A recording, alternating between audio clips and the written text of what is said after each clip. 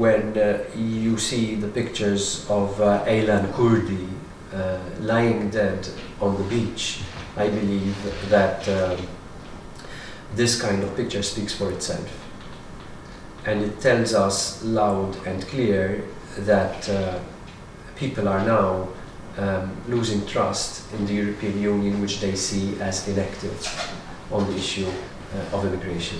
But I believe in a European Union that does not stand still in the face of challenges, but that provides solutions. We are not talking about merchandise crossing from one place to another.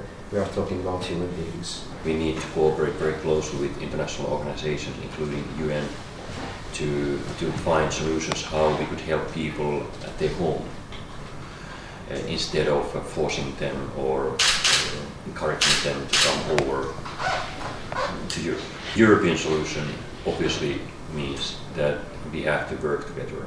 We have to express our solidarity towards the countries which are receiving the most of the refugees. This is not a Mediterranean problem. It's an international problem which must be tackled not only by member states but also in the international and the European level.